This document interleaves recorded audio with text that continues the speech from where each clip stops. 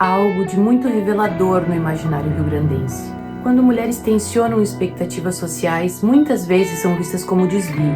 Outras, quando atravessadas pelo sofrimento, tornam-se emblemas. E algumas, depois de morta, passam a ser consideradas santas.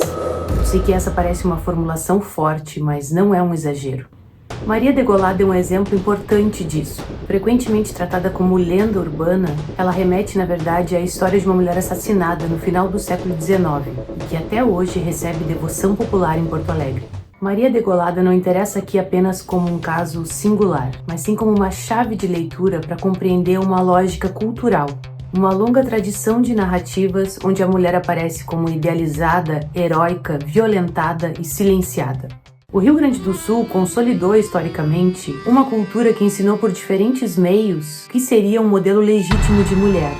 Esse vídeo parte justamente dessa rede de imagens: a santa popular, a prenda, a mártir e a mulher silenciada. Figuras distintas entre si, mas que, quando observadas em conjunto, revelam continuidades importantes, a relação entre gênero, poder e pertencimento no imaginário gaúcho. E é sobre isso que esse vídeo se trata, sobre as imagens de mulheres que a cultura gaúcha construiu, repetiu, naturalizou e, em certos casos, também sacralizou. Eu te convido a pensar comigo: o que a cultura gaúcha faz com suas mulheres? Bora pensar isso junto, porque aqui a gente pensa cultura com contexto e, claro, com bibliografia.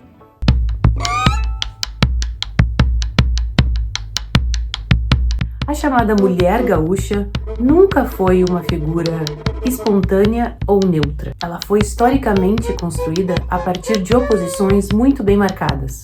De um lado, a prenda, associada ao recato, ao lar, à moralidade e a um ideal de feminilidade disciplinada.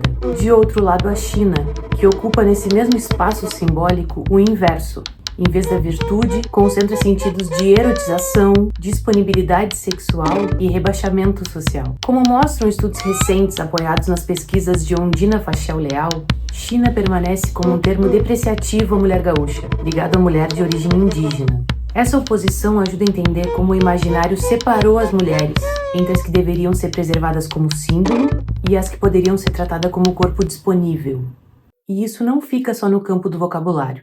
Em narrativas como Os Cabelos da China, de João Simões Lopes Neto, a violência contra essa figura feminina aparece de forma brutal, inclusive pela transformação do corpo da mulher em objeto de arreio, os cabelos da China rosa que viram buçal, o que explica a lógica de posse, punição e animalização inscrita nesse imaginário.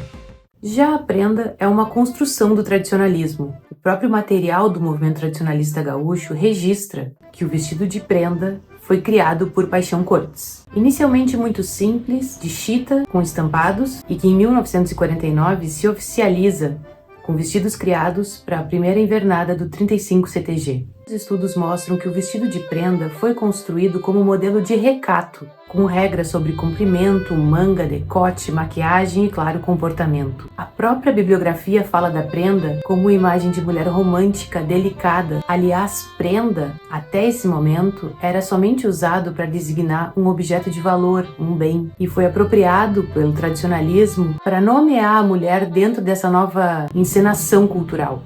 A partir desse sistema simbólico, também vale pensar na construção da ideia de uma mulher heróica.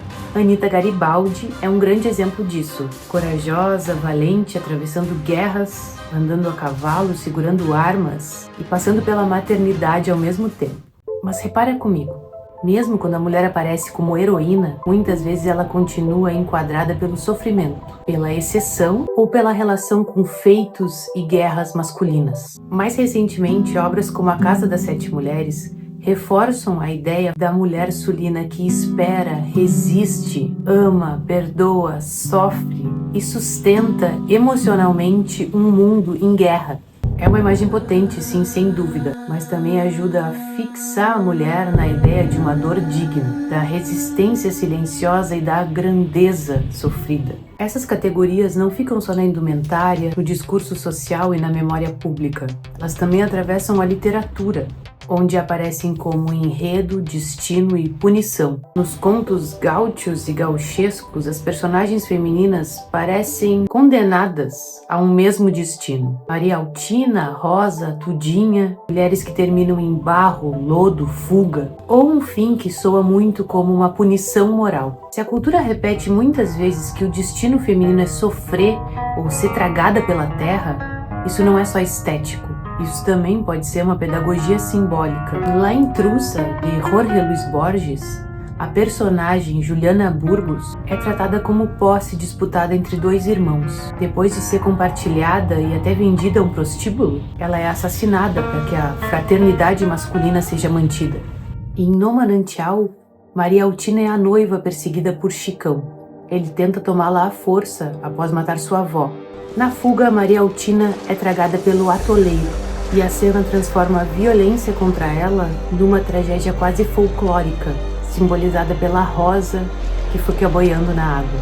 Esse mesmo mecanismo aparece em Itinerário de Rosa, de Aparício Silva Rilo, musicado posteriormente por Luiz Carlos Borges. A narrativa retrata a vida de uma mulher transpassada por inúmeras vulnerabilidades, num percurso em que moralismo, abandono e condenação social vão estreitando as possibilidades de forma de existência. O conto-canção faz isso soar poético, mas o mecanismo é cruel. Se a literatura ajudou a narrar esse destino, a música ajudou a cantá-lo, repeti-lo e normalizá-lo. E aqui entra um ponto fundamental: as letras das músicas gaúchas. Quando eu falo em machismo na música gaúcha, eu não falo de uma impressão vaga. Estou falando de palavras cantadas, imagens construídas, metáforas naturalizadas e repetidas que foram construindo um determinado lugar para a mulher dentro desse imaginário da canção gaúcha. No meu texto, Nem Chinoca, Nem Flor, Nem Morocha, escrito em 2014, que depois entrou para o meu livro Gauchismo Líquido, eu mostro justamente isso. Muitas canções transformam a mulher em objeto de contemplação, de consumo, de posse, de submissão e até de adestramento. E isso aparece em diversos gêneros, estilos, do nativismo à música de baile. Um exemplo clássico é a canção Morocha, apresentada na Coxilha Nativista de 84.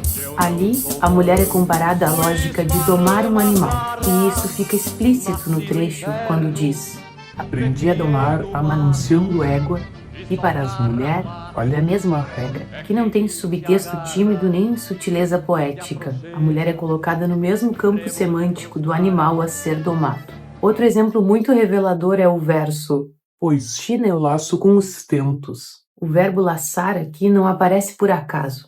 Mais uma vez a mulher é transportada para o universo do bicho, daquilo que se prende, se captura, sem falarmos toda a violência animal que existe nesse universo. E há músicas onde a violência aparece de uma forma ainda mais explícita. Um caso fortíssimo é a música Gaúcho Amigo, cantada pelo Teixeirinha. A canção inteira constrói a figura do homem abandonado pela mulher e vai alimentando uma lógica de vitimização masculina. Mas o ponto mais grave ainda está no final, quando ele diz, em versos: mas se me for falsa, eu suspendo pala e meto uma bala no meio da testa.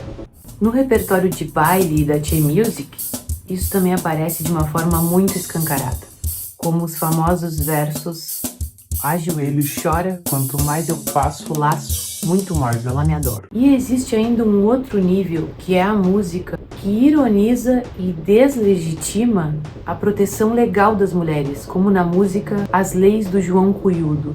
Essa música faz uma chacota da Lei Maria da Penha. A letra sugere que as mulheres se aproveitam da Lei Maria da Penha e que tudo seria exagero ou vitimismo. E isso realmente é muito grave, porque não só reforça o machismo cotidiano, mas também desautoriza um instrumento jurídico criado justamente para enfrentar a violência contra a mulher. A questão aqui não é censurar canções e nem dizer que toda música antiga deva ser apagada, mas sim ouvir criticamente o que essas músicas têm a nos dizer. Isso não pode ser tratado como um detalhe folclórico ou como uma simples brincadeira.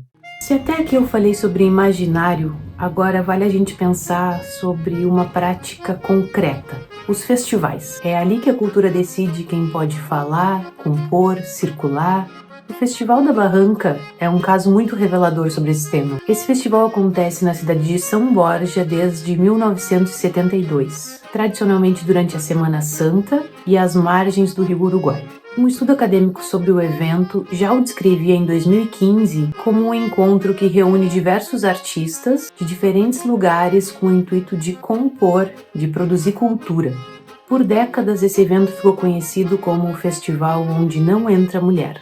E quem fica de fora já aprende desde cedo que a sua voz vale menos. O mesmo festival que carrega por tantos anos esse símbolo de exclusão recebeu o reconhecimento oficial do Estado em 2 ocasiões. A Lei Estadual 14.580 o reconheceu como de relevante interesse cultural. Já a Lei Estadual 15.983, de 2023, reconheceu o Festival da Barranca como patrimônio cultural e material do Rio Grande do Sul. Fica então a pergunta que não dá para evitar. Como um evento historicamente associado à exclusão feminina passa a ser considerado um patrimônio cultural do Estado? Até aqui eu falei sobre representação e exclusão institucional, mas também há um outro nível muito inquietante, quando a violência contra a mulher não é apenas narrada ou tolerada, e sim transformada em memória sagrada. Então voltamos à figura central desse vídeo, Maria Degolada. Antes de virar mito, ela foi uma mulher real chamada Maria Francelina Trenes, uma jovem imigrante alemã de 21 anos, assassinada em novembro de 1899 pelo homem com quem se relacionava, o soldado da Brigada Militar Bruno Bicudo. Segundo os registros históricos recuperados em reportagens e pesquisas, o crime aconteceu durante um piquenique debaixo de uma figueira, nas mediações do atual Morro da Conceição, e a motivação alegada foi ciúme. Testemunhas da época disseram que brigas entre o casal eram comuns, ou seja, antes de virar símbolo, Maria já era atravessada por inúmeras violências que a sociedade conhecia e naturalizava. Anos depois, a comunidade local ergueu no lugar do crime uma pequena capela, hoje conhecida como Grutinha da Maria Degolada. Em 2022, o município de Porto Alegre aprovou o tombamento da capela como um patrimônio histórico-cultural da cidade. Interessante a gente pensar que Maria Degolada não está sozinha nesse imaginário. Nas pesquisas sobre as santas prostitutas, especialmente a partir de Antônio Augusto Fagundes, aparecem outras mulheres sexualizadas, marginalizadas, que após a sua morte passam a receber devoção popular. No sul, esse conjunto inclui Maria do Carmo, da cidade de São Borja, e também Maria Isabel Hornos, a Laguapa de São Gabriel. Muitas vezes a devoção popular é uma forma comunitária de reconhecer uma injustiça, também uma forma de nomear uma dor e devolver dignidade a quem foi violentada. E aí a gente se pergunta, por que a dor feminina se torna símbolo com tanta facilidade? Por que a mulher assassinada é santificada, enquanto a mulher viva, autora da sua própria narrativa, segue sendo tão difícil de aceitar para certos imaginários? Como a gente conseguiu ver, ser mulher aqui por esses pagos é constantemente estar atravessando inúmeras violências simbólicas e institucionais, e ainda assim seguir produzindo vida, linguagem, memória, conhecimento. Por isso também é super necessário a gente reconhecer a força histórica de quem, mesmo atravessada por todas essas estruturas, não desapareceu dentro delas. É nesse horizonte que entra o conceito de antiprendas formulada por Guacira Lopes Louro. Ela não está falando de mulheres fora da cultura gaúcha. Antiprenda é a mulher que cria, que escreve, que compõem suas narrativas, mulheres que rompem a imagem disciplinada que o Rio Grande do Sul moldou durante tanto tempo, que ocupa o palco e os bastidores sem pedir desculpa, que por existir dessa forma obriga essa cultura a se mexer. Importante dizer que isso também não acontece num passe de mágicas. Teve organização política, teve movimento e enfrentamento. A historiadora Sônia Vieira mostra que o movimento das mulheres no Rio Grande do Sul tem uma trajetória longa e que a partir de 1970 o movimento feminista gaúcho ganha mais força e visibilidade. Um marco importante foi a criação do Grupo de Mulheres de Porto Alegre, o Costela de Adão. Foi criado em 1976 e considerado um marco do movimento feminista no Rio Grande do Sul. É nesse horizonte que eu penso artistas como Berenice Zambuja e Mary Terezinha. Elas não são exceções decorativas, mas foram mulheres que deslocaram o que era possível dentro de um campo profundamente masculino. Berenice Zambuja, por exemplo, não foi autora apenas de um refrão famoso, como muitas vezes a imagem construída sobre ela busca demonstrar. Gravou 17 discos e conquistou 3 discos de ouro. Berenice aparece em suas apresentações com um chiripá estilizado, quando se esperava o traje tradicional da prenda. Dançava chula, ocupava posturas compreendidas como masculinas, cruza inúmeras fronteiras de gênero dentro do universo tradicionalista e faz isso com uma naturalidade que no fundo era profundamente subversiva e mostrava com seu próprio corpo como o feminino na cultura gaúcha poderia ser outra coisa. Já a Mary Terezinha precisa sair do lugar de coadjuvante na cultura gaúcha. Mary teve 22 anos de trajetória junto ao Teixeirinho, gravou diversos discos e participou de inúmeros filmes com ele. Depois da separação em 1984, Mary seguiu carreira solo. E interessante que ela não apenas continuou a produzir artisticamente, mas começou a se posicionar politicamente. No repertório de seu álbum Quilômetro 1, de 1987, aparecem faixas como Se Secá-lo Cantor, A Grande Esperança e Diretas Já. Isso significa que a Mary estava cantando reforma agrária, abertura democrática, desigualdade e justiça social. Por isso é tão importante a gente estudar essa linguagem nas mulheres, o papel estreito que a elas foi destinado. E por isso que para mim a pergunta final não é só o que a cultura gaúcha faz com suas mulheres.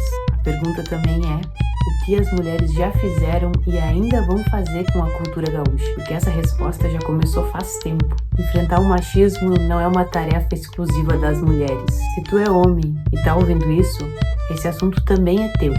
Não basta dizer que respeita a mulher e seguir cantando letras problemáticas, repetindo estereótipos, naturalizando a exclusão e chamando de tradição o que é um costume muito mal resolvido. Então eu te proponho isso. Da próxima vez que te venderem como tradição uma ideia estreita de mulher, se pergunta quem ganha com ela. As próximas páginas dessa história podem nascer da mudança e da responsabilidade coletiva. Então, bora gurias e bora guris também, que mudança de verdade a gente faz junto, na prática, no cotidiano e principalmente no que a gente não deixa mais passar.